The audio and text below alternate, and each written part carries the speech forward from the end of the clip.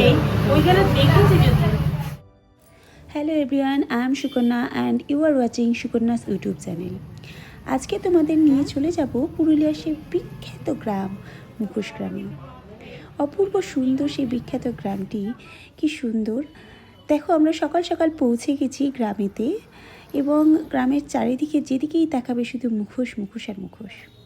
গ্রামে ঢুকেই প্রথমেই তোমরা এই সুন্দর রাম মন্দিরটি দেখতে পাবে। মন্দিরে কয়েকটি বেশ ছোট ছোট বাচ্চা খেলাধুলা করছিল, এবং মন্দিরের গায়ে এত সুন্দর ডিজাইন করে ড্রয়িং করা আছে, তা সত্যি খুব সুন্দর লাগছিল।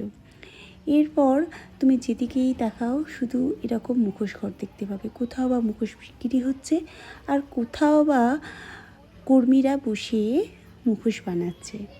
এই জায়গাটি মুখোশগ্রাম নামে পরিচিত হলেও এর একটি আসল নাম আছে, সেটি আমি ভিডিওর শেষে তোমাদের দিয়ে দেব। দেখো, এইভাবেই একটা মুখোশের ধাঁচ তৈরি হয়। ইনি আমাকে জানালেন এইভাবেই ওনারা মুখোশের যে প্রথম যে ধাঁচটা তৈরি হয় সেটা কিন্তু মাটির হয় না, এটা সম্পূর্ণ একটার পর একটা কাগজ দিয়ে এইভাবে ওনারা ধাঁচটা বানান। এরপরে স্টেপ বাই স্টেপ আমি তোমাদেরকে আরও নিয়ে চলে যাব পরে অন্যান্য জায়গা, যে মুখোশঘর যেখানে বানানো হচ্ছে সেই সব জায়গায় নিয়ে যাবো। গেলেই তোমরা বুঝতে পারবে যে একটা মুখোশ তৈরি করতে কতটা পরিশ্রম লাগে।